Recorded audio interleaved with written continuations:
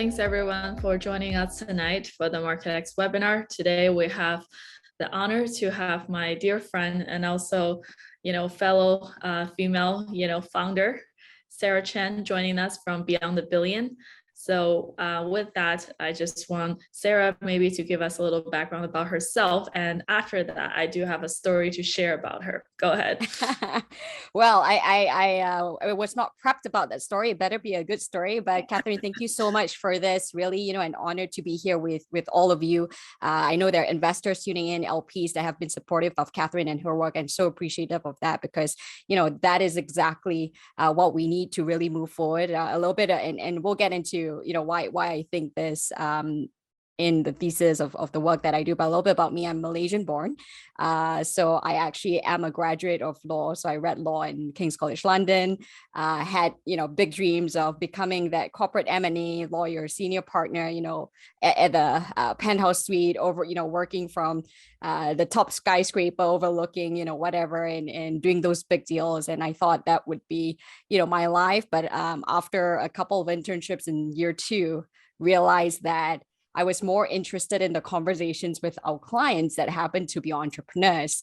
And then I got a little bit of a hint that, hey, maybe the business gene is really part of who I am. And, coincidentally also started like the business club in King's College London and really push me to think about what next, right? So if I wasn't going to be a barrister, lawyer, solicitor, what would that path look like for me? And unfortunately at that time, something a little bit personal that I'll share that sort of shaped my journey was my father was unwell. And in fact, he was actually dying from cancer, had a family business. And as I'm sure many of you can relate, being a dutiful Asian daughter, when your father calls, you return home. That's what I did. Took the call from my dad to help him run the company. So there were times that I was essentially his voice when he couldn't be in the office. So he was slowly fading away. And I was, guess what, all age of 21. So that was a very, very hard time, but really, I guess in a way, shaped me to be more entrepreneurial, to really relate to the struggle of a founder and really be empathetic of that. And, not long after that, my father passed and we came to a point where actually just before he passed, he was seeing me, a 20-something-year-old, trying to be a lot, a lot more than, what many 20-somethings are at that point, right? So I was, I'll share this a little bit more later, but, even just trying to look older, to be taken seriously, all these things, right? Negotiating on these deals. And that shaped me quite a fair bit, but also caused me to be very stressed. And my father saw that and he said, girl, a lot of Chinese fathers do this, but, he'll call me girl and he'll say, you're very stressed.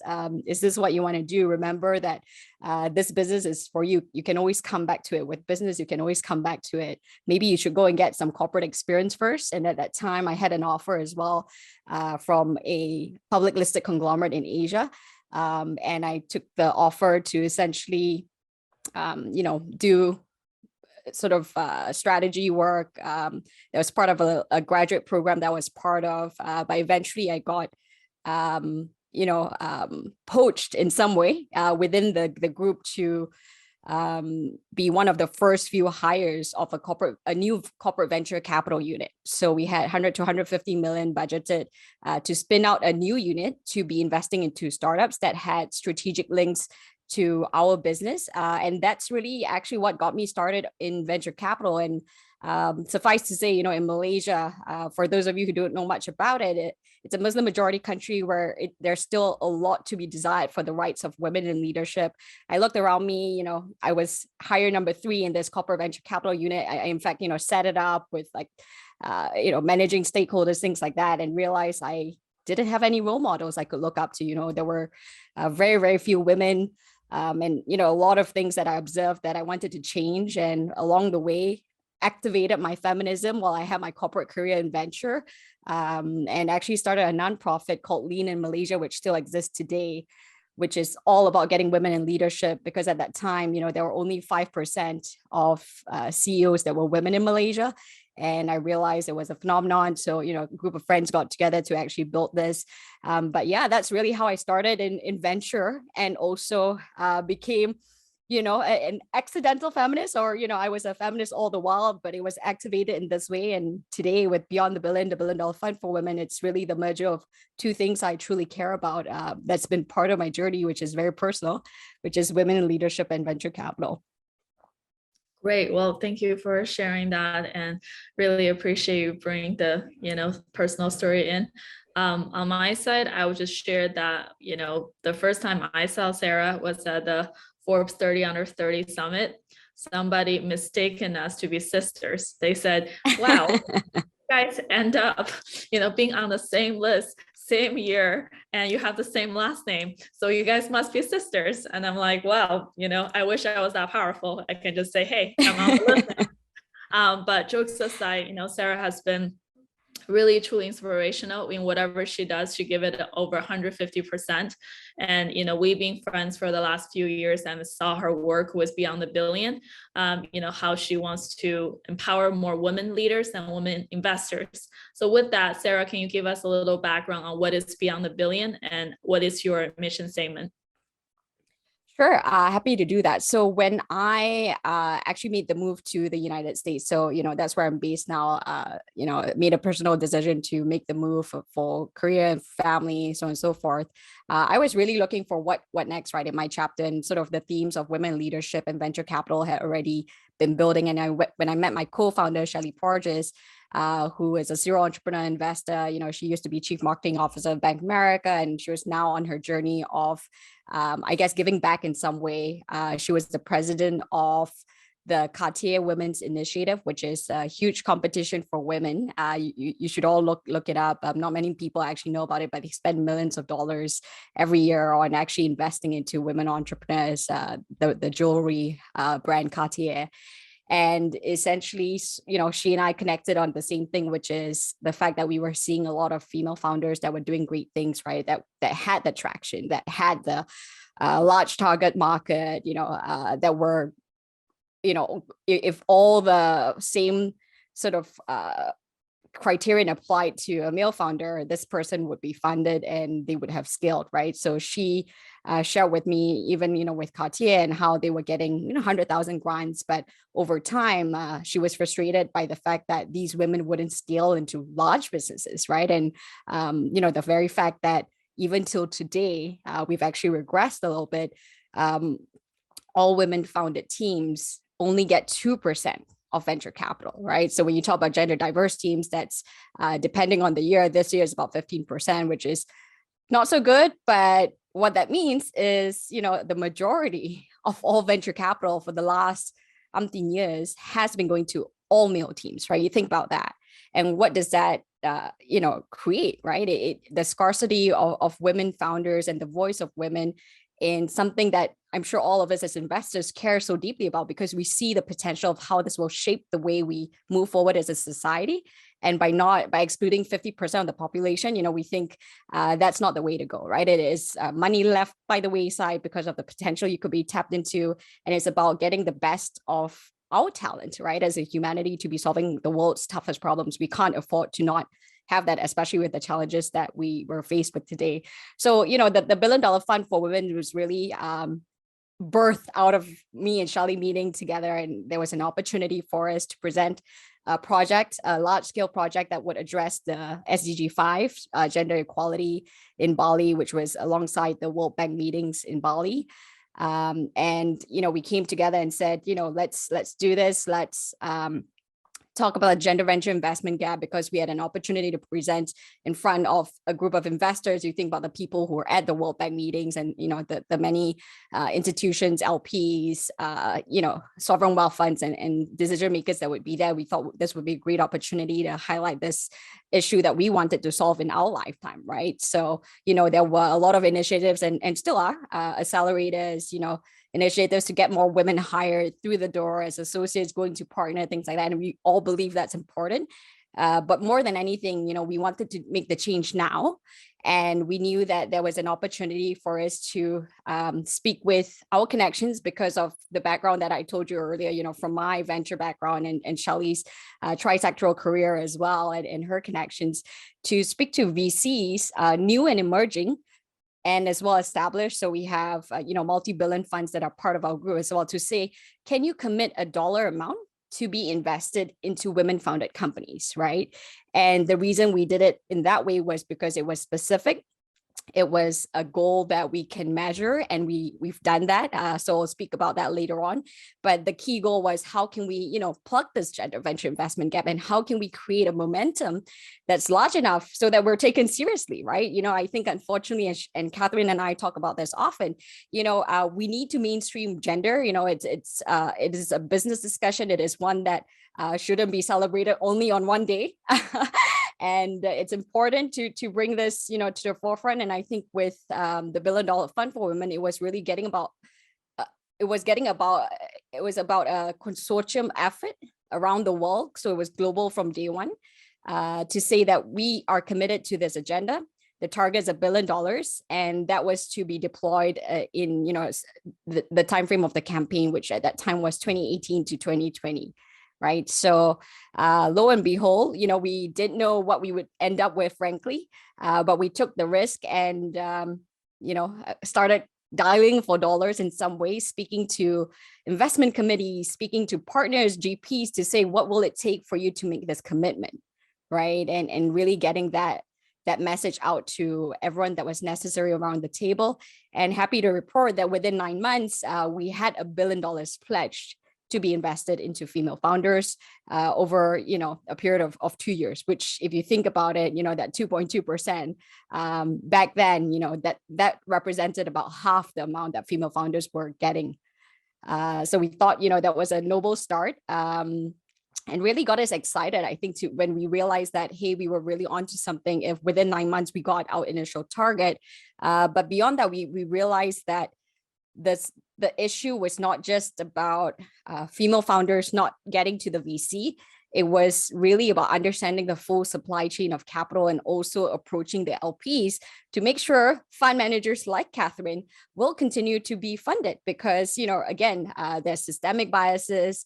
There are a lot of structural issues that actually exist, which hold women back as fund managers, or even fund managers that are more likely to over-index into female founders from really getting ahead. So that's when we shifted to beyond the billion after hitting the $1 billion mark. But all in all, that the number one goal has still been to fuel women-led innovation. And we're taking it from a systemic approach right now by working with GPs to do more for women founders, and also now LPs in sort of the second iteration of our work. But yeah, I'll pause there in case you had anything to ask, Cathryn. Great, thank you for the great introduction. Many of us talk about why investing in women-founded companies and what are the benefits of investing in women-founded companies. Can you just give us maybe some data points on, how is investing in women-founded companies? How are these companies outperforming, and what are some data and statistics to back that up? Yeah, happy to share. There's been a ton of studies actually that already show that women outperform between 23% to 63%. And, you can look to Mass Challenge and BCG, they did a really nice article actually on why women startups are a better bet.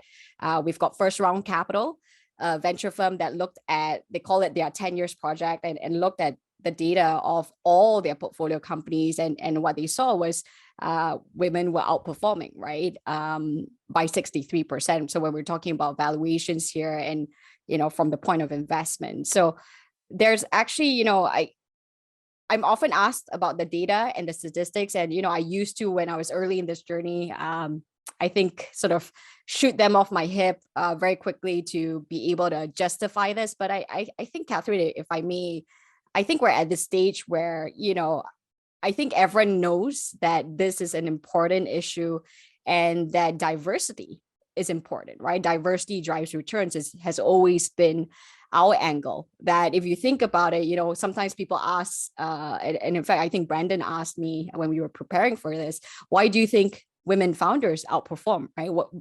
What is it? Is it their characteristic? What is it? And I think there's some part of that, but largely, if you think about it logically, right, with male founders, because there's so many of them, and a very small portion of them, that are in the startup space are women to begin with, to be able to survive and cut through the hoops. The women that survive are more likely to be outperformers and the creme a la creme, right? Because they wouldn't survive otherwise. The stuff that they have to go through, I hate to break it to you, but it shows grit, resilience, and that they cannot imagine doing anything else, right? And I think that's very true of an entrepreneur's journey. Whereas with male founders, there's more likely to be a bit of a bell curve, right? So you'll have the outperformers and you'll have those that are a little bit more mediocre. And that's why we see a lot of that in some way. In another way, I think, and I can share specific data that's shared from our own partner funds, right? Gobi Partners, for example, is a 1.2 billion assets under management firm in Asia, and they actually analyzed their portfolio. Some were still, of course, all male teams, some were gender diverse, and they found that the retention rates in the gender diverse teams are a lot higher. And what this speaks to is really the power of diversity and how, as I was saying in the intro, we need to really engage the best talents to get to the best solutions, right? And I think that is reflected in having women leaders as part of the team as well. And that's why, Cathryn, when we talk about deals that we're excited about, we don't only look at female founders, co-founders. Of course, we're excited by that, but we also want to continue to build gender diverse management teams, right? Where they have significant influence, where they're able to shape, the way the company is run, the decisions that are made, and really move forward from that. So, I think all in all, from an even female fund manager standpoint, there's a lot of data that shows women outperform. And I think what's important is, sure, we can rely on the data, but we cannot also be paralyzed by always relying on the data, right? I think we need to come forward as principled investors, right, to be responsible. And I think, even as we move forward in ESG, there's a lot of focus on climate within ESG, not so much on women and diversity. But if you think about it, and what we strongly believe, in fact, working with a lot of institutionals right now, we are talking about how can we really elevate the diversity conversation, because it's just good for business. Yeah, definitely. Thank you for sharing that. I mean, as MarketX, we actually don't have at first a gender-focused investment strategy, but over the years, as we invest in companies such as Baiju, such as Flexport, Grab, Scale.ai, Canva, for example, right? You can tell that there's a powerful, woman at the helm, and a lot of these companies are actually, paying more and more attention to diversity hiring. So one thing I love to understand, and based on your experience, how has having a woman at the C-level helped the company? What are some clear, benefits, and how do you guys at Beyond the Billion, narrow down the type of founders that you want to back? Yeah, thanks for that question. So, I think, so I always talk about how it's important to have female leadership, right? And I come also from the camp of lean in, where, this was a term that was coined by Sheryl Sandberg, and fully aware of the criticism that lean in has also received, right? Which is that you have to be a certain kind of woman. A lean in woman is a woman who's ambitious, who speaks up, who, comes from a certain, if you think about Sheryl Sandberg, right? The criticism back then was that she came from a privileged background, and, it's easy for her to say all these things. And of course, the conversation of women of color is so important today, in our society.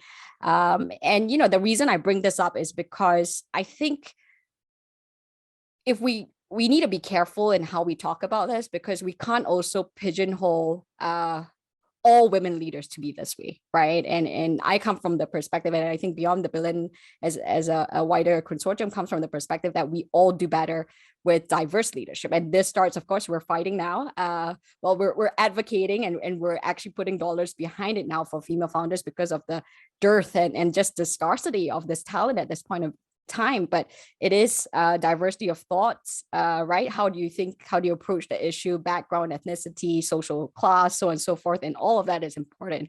So having a female leader, I think it's easy for us to jump, and we've seen actually.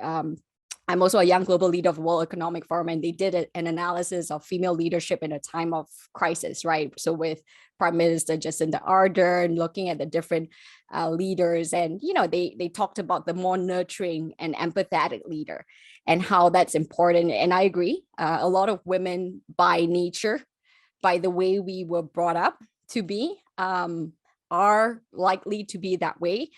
But I think we should be careful in just pigeonholing, this sort of woman can be successful, right? Because that I think will set us up for failure.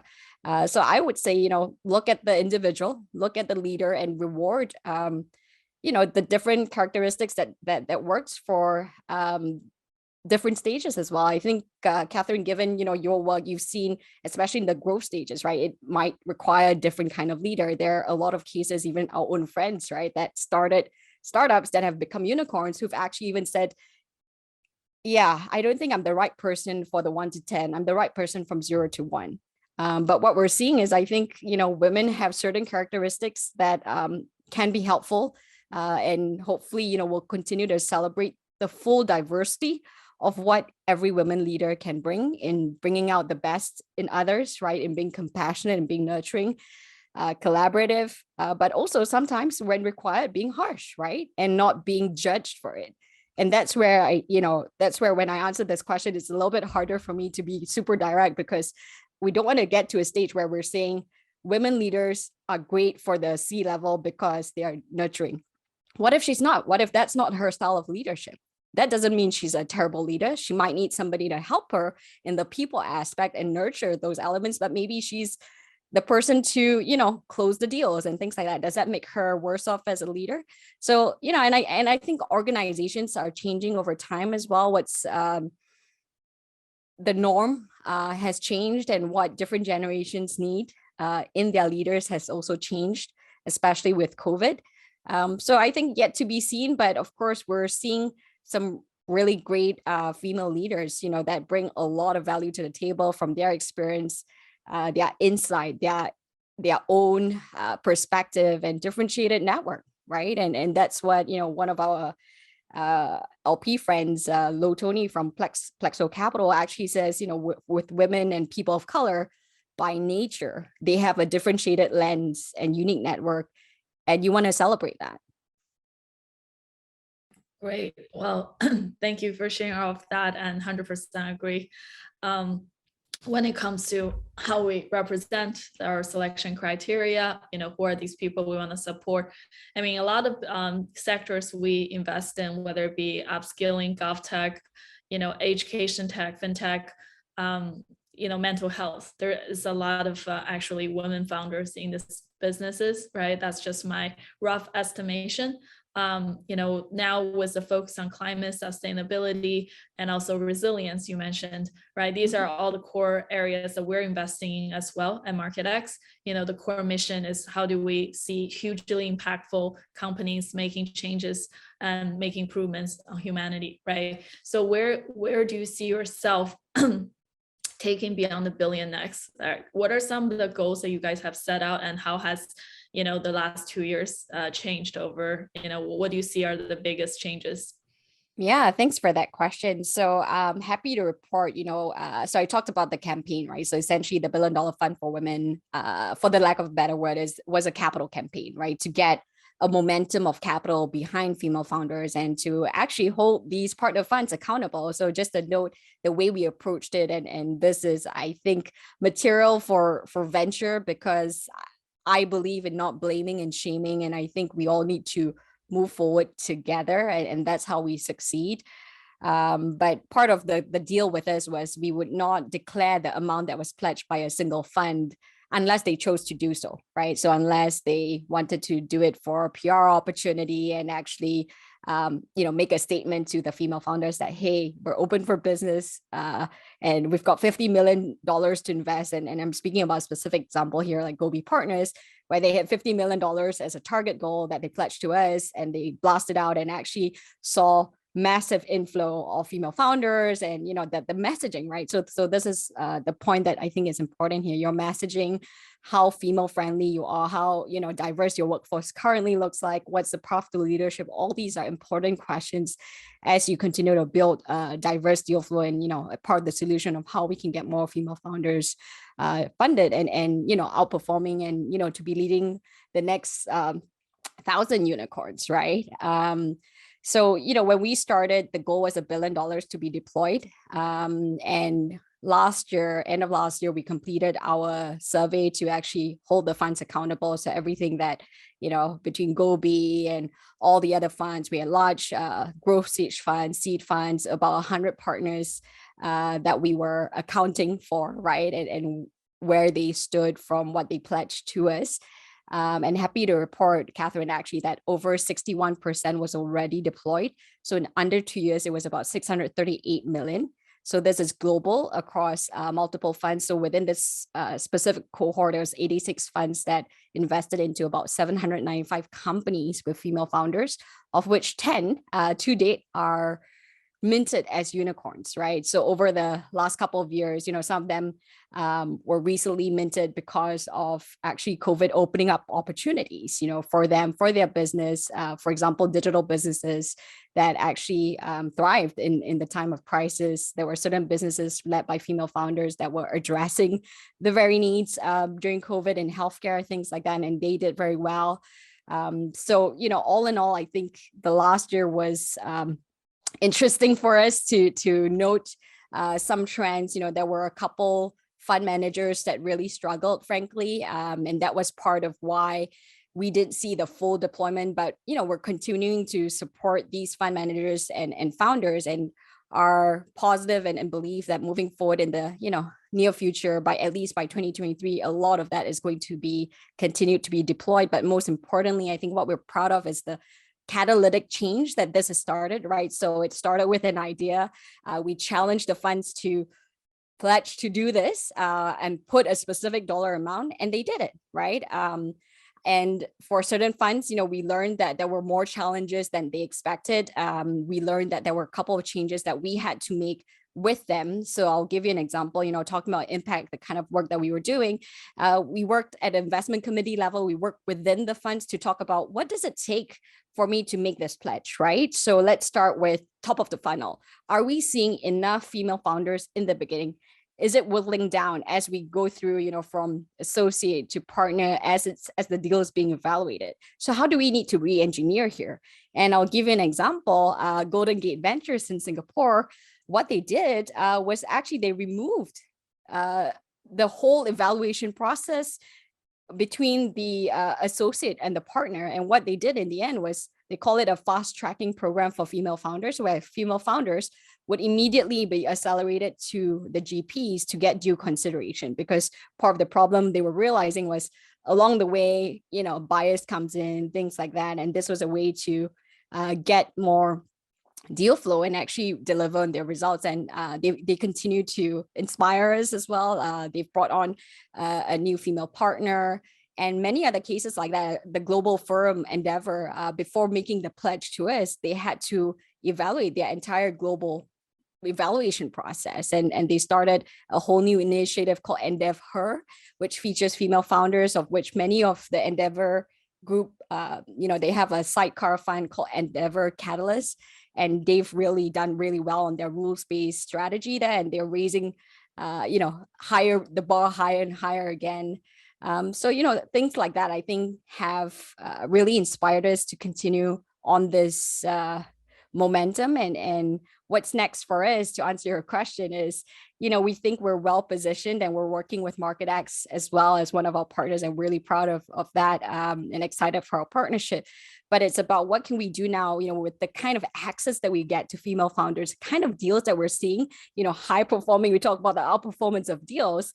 How do we ensure that this scales to the next level? And we think, given our network of fund managers and founders, there's a bit of a position that we can play here. And we're not fully ready to reveal the full strategy yet, but, part of that is, we catalyze capital, and now, part of the next step is really taking part in that capital and driving a lot of these investments ourselves to really unlock what's next for female founders. That's awesome. And like Sarah mentioned, we're very happy to pledge a portion of our investments to female founded companies to back the next generation of female, investors as well. So, on that note, Sarah, how do you think about, like, what are some of the common challenges for female founded companies, right? Because I love to get, empirical data, but I also wanted to maybe have you share a couple of stories as you think about female founders who have really, the trailblazers. What are some like anecdotes, from folks who have walked the path before to people who are still in the process of founding their companies? What are some common challenges that we want to highlight? Yeah, so a couple of things, right?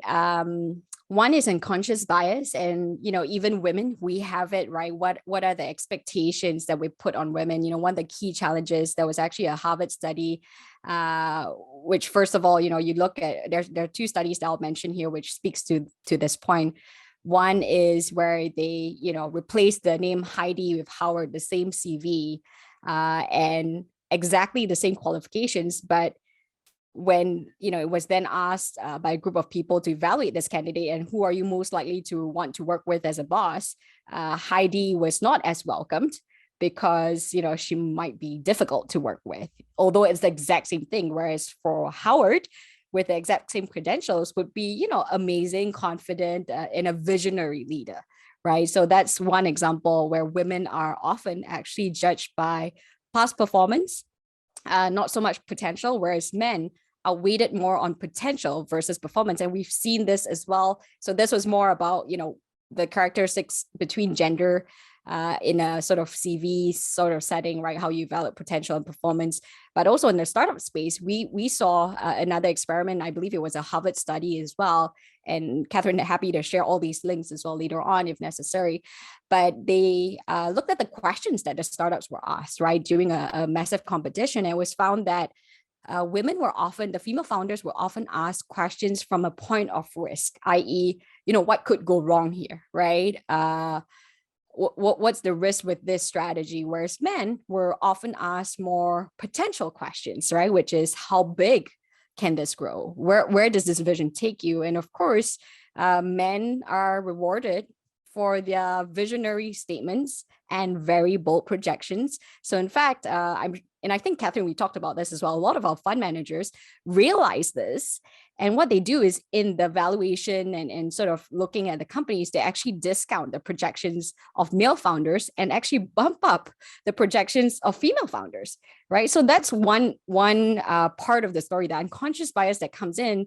And it's having discussions with fund managers who actually make these adjustments that's important. But without doing that, what's going to happen? You're more likely going to back. Part of the venture strategy is you need to talk about your market share, right? How big will this grow? What's the growth projection on this? And if you're comparing a more conservative business to a high growth business, which one you're going to invest in? The high growth one, right? So that's where it comes in, and it becomes a challenge. And I think, there are a lot of, actually, I've seen a lot of coaches that coach women on how to present themselves. And I think that's important, but I also think it's important for us to change the system. It's about time the system changes to accommodate women versus us fitting into a box. So, I think it's about really re-leveling the playing field, right? So the unconscious bias is a huge point, and that also impacts the decision makers, right? So in the US, I think even in Southeast Asia, the study was 70%, I believe 60 to 70% of firms in Southeast Asia do not have a single female partner. And when you look at women as GPs, women who are writing the checks, it's increasing in the last couple of years, but this presents a problem, right? The fact that on the other side of the table, you don't have someone who looks like you, speaks like you, who understands your point of view can be problematic, right? And this is where diversity is important. So, a simple anecdote of a female founder who's sharing about a market potential that this male investor has no idea about, right? And later goes on and calls his wife, but his wife is not exactly an investor, right? So how do you change that conversation? It's about getting more people behind these checks, who are writing these checks, making these decisions and asking the hard questions in areas that they understand. And, women are a huge economic opportunity, right? You talk about the she economy, that's a whole new area where women are continuing to really make the majority of purchasing decisions, right? Not only from healthcare, talking about, in COVID, we've seen this, right? Women have had a triple burden of not only taking care of the household, but also taking care of elderly parents. And guess what? Who's making the decision on insurance, what sort of healthcare plans they're in? It's women. Technology as well. Who's making a lot of the purchases in software and things that the family uses, the iPad for the kids, so on and so forth. It's women. So women are increasingly important. And, it's important that we get more decision makers behind the scenes to be ensuring that we're, putting our focus on what matters. I think there is a lot of danger in being narrow focused. And I don't know if you spend much time on Twitter, to the folks tuning in, but sometimes, because there must be a statistic, I need to look this up, but the voices on Twitter, for example, in the venture space can be very male dominated. And it gets to a point where, where no one is challenging each other. It's very dangerous, right? And it becomes a whole rabbit hole of, okay, what are we doing here? And I think women bring that important perspective, right? Serving even a very simple example. I don't know if you know this, but even seat belts were never designed for women in the earlier days. And that's why the accidents, involving women were a lot higher, women and children, right? So it's, when you take that to a next level, I'm a documentary geek and all that, you look at AI and what an AI voice typically sounds like. If you think about Siri's voice, it's a, highly sexualized female voice. What are the implications here? And I think, these challenges are important challenges for our lifetime, right? When we think about what's next. So unconscious bias, the fact that we need more women all around, from the founder level to the GP level to the LP level and beyond, that are shaping our future. The scarcity of women's voices is dangerous, and we need to change this. And that's why we're committed in the work that we're doing. Yeah, besides obviously this is not where we want it to be. You can see the last few years things have changed, right? We have like really powerful female voices in venture, Mary Meeker, Bump Capital, Kathy Wood, ARC. You see Jenny from GGV really are sort of our the top thought leaders in our generation. By observing and obviously working with top fund managers who are women, what are some common traits do you notice in these women, like general partners? Common traits, again, not to stereotype, but what I recognize is they have a lot of grit and resilience, because as you know, and hopefully, we'll continue to educate the many people we work with around the table. But being a fund manager itself is so hard, right? You're not just talking about investing in the best deals. You're actually building a company, a franchise. And, you have to be, when you talk about my day earlier, how was my day, right? There's speaking to LPs, there's fundraising, there's people management, there's also evaluating the deals, making sure we're making the right decisions. So it's really a high pressure job, right?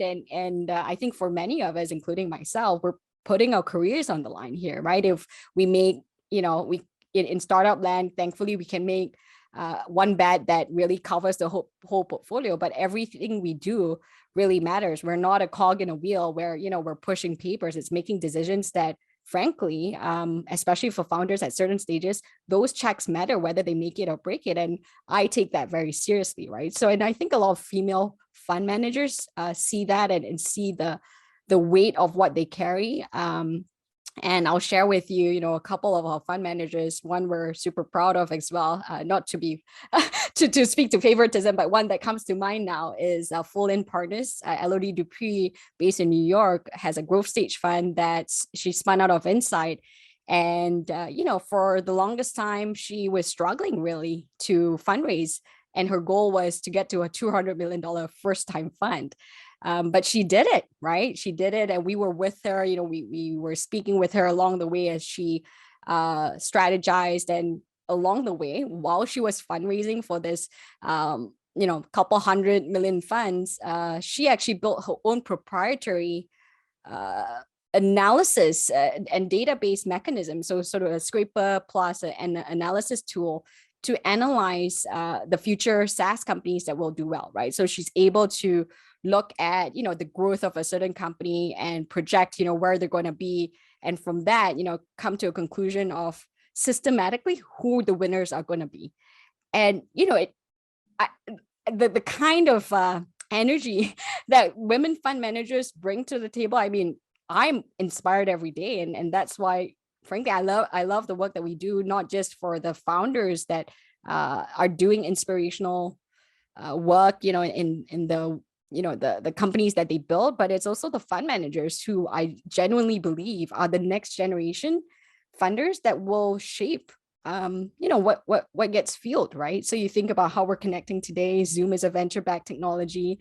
It's become the norm, right? It's almost like let's Zoom, right? It's the equivalent of Colgate with toothpaste and Google for search. Zoom has become a staple in many of our lives. And I think, with ensuring that we bring the different perspectives from the fund manager perspective, right? To be able to see the blind spots, to be able to see an opportunity that, hey, this will move us forward. I think we're all a lot richer for it. Yeah, 100%. And, definitely really enjoy, hearing about everyone's different strategies, empowering women founders, women VCs. Personally, I sometimes find it interesting that, when it comes to fundraising, it is difficult. Some people even say like, hey, Cathryn, one day you're going to get married, one day you're going to have kids, and therefore, that's a risk. And how come I'm like flipping the conversation? Why is that conversation never, to a man, right? Men can also take, like paternal leaves as well, right? Parental leaves are actually getting more and more popular. So how does that impact the overall, equation? So I'm also, really, I feel very fortunate that a lot of men have believed in this movement in terms of empowering more younger, female leaders, right? So in terms of the collaboration you guys have with various funds and also founders, right? Where do you see that potential, collaboration between, let's say, existing companies that have a very strong female presence and also, organization, foundation, endowments, right? Because I think a lot of people see work amongst these, foundations, endowments to try to support women, right? So some of the, differences I've seen is a lot of the like firefighters, pension fund, for example, they're looking at investing more in diversity, investing more gender, balanced companies. Can you give us some example, like throughout the hundreds of organizations you guys worked with, what are some of the best practices? So there's quite a few. I mean, from an LP perspective, right? So let's start there, because I think that that's also the unique angle that I think we've evaluated over the years and have learned a lot. So we have what we call deca-billion roundtables. So the goal is to unlock $10 billion to female founded companies, in the next 10 years sort of thing. And part of that is really getting LP capital, right? So in the last year, actually, part of what we've done are Chatham House rules type roundtables, right? So no attribution. We get the top CIOs of the top foundations from Rockefeller, Kresge, Kellogg, Ford, so on and so forth, and family offices. So we have separate ones based on sort of their profile and what they're looking at. And what it takes, actually, what the conversation has revolved around is, we all believe this is, we're past the show me the data question.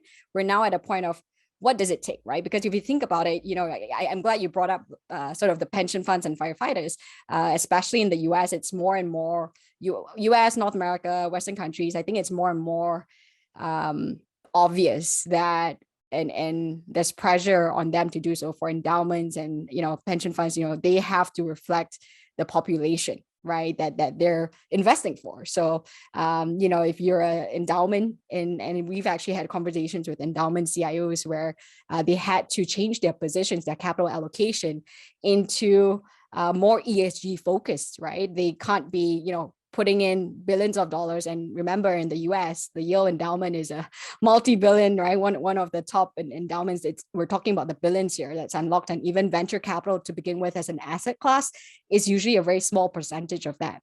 But they've had to rethink.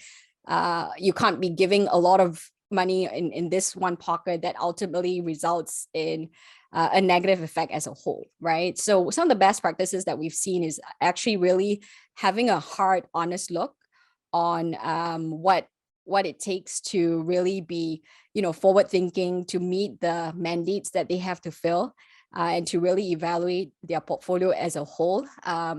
Whether that's allocations in ESG versus, something that actually doesn't create positive growth, right? And rebalancing, I think, based on what the mandate is, and having a hard look. The investment committees that they've brought together have played a very important role in asking the very hard questions. In fact, one of the foundation CIOs I spoke to recently was telling me about how in a certain university, the students, in fact, protested the fact that the endowment was allocating into fossil fuels or, petroleum and things that would not actually jive with the entire premise of where they see the university, right? Everything that they're doing on, say, the more philanthropic side versus the endowment. So there's a lot of demands now. And I think the concept of stakeholder capitalism, the fact that stakeholders are making it loud and clear what they want to see in, has moved that along. Racial justice, social justice, of course, with the George Floyd incident, unfortunate that it happened, but it has really put a spotlight on, how can we really advance things here? And venture capital has been one of the pockets. Unfortunately, it's not as big an allocation for many reasons. And I don't think we have time to go into that, but for some of those that do, they're thinking about who are the fund managers. So not just the investments that the fund managers are making, but who are these fund managers? Because for them, these LPs are viewing it as a way to also create wealth, right? Generational wealth. So especially in minority communities, venture capital and fund management for many are viewed to be ways that they can actually create generational wealth within certain pockets of communities. For foundations, a lot of them, as you know, Cathryn, are also very place specific, right? So if you have the California Foundation, it's about creating jobs and making sure that the startups that the fund managers invest in are in line with this. So really, I think we're seeing a lot of talking about best practices here, a lot of evaluation on where the money is going, having strict standards for even just re-ups, right? So one of the key issues, just to share with you, with why a lot of emerging managers are struggling, there's been an explosion of new funds in the US, particularly. Everyone wants to be a VC now, but actually it's really, really hard to fundraise, right? There are a lot of micro VCs that eventually after fund one don't actually continue. And part of that is when you think about who's investing, the LPs that invest, they're not going to make 20 allocations in a single year. And you think about the life cycle of a fund before they actually generate results. For many funds, right, the term of their fund is 10+2. Many are going back earlier to raise more. And that's a bit of a compression in terms of fundraising. But these are real structural issues, right? So a lot of LPs that are institutional funds can't do less than a $50 million check, and at the same time can't be more than 30% of a fund. So if your fund is 100 million or 10 million, you're not even considered, right? So, and part of that, women are also part of the equation there. And that's why a lot of women fund managers with smaller funds don't actually succeed. But what we were trying to change now and have there are a lot of organizations that we work with, like Women in VC, that are actually saying, hey, women, it's time for you to raise bigger funds, right? And LPs are figuring out also different ways that they can broaden the criteria. So track record, for example. So talking about the structural issues here, track record of a fund manager, typically, if you think about a classic conservative case, they would look at a 10 years track record, right? What are the deals that you brought in? How have they done? So on and so forth. What does this tell me about moving forward, right? But for many women and people of color, we haven't had that opportunity or privilege to be able to build that track record. So then what, right? So the LPs now are having a discussion about how do we broaden that criteria, right? Has she been an operator? Has she worked for Stripe, a huge startup and brought growth? What else is the value add that she as a GP can bring to the table?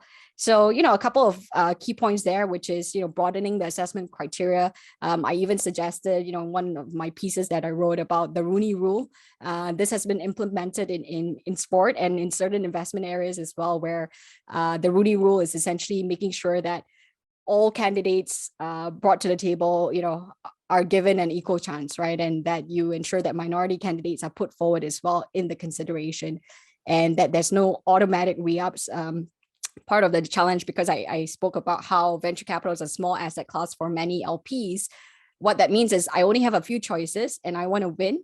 And what that goes to is everyone wants to invest in Sequoia, Andreessen Horowitz, and the brand names. So what happens to the rest, right? So there's a little bit of a dynamic here. And I think the best practices that we're seeing is they're making those changes. They're aware of this and asking themselves, okay, how can we do this differently? Yeah, and I would just say for many of you, I don't know if you saw that actually Natalie Portman just started Angel City FC, right? Which is like actually a women's soccer league.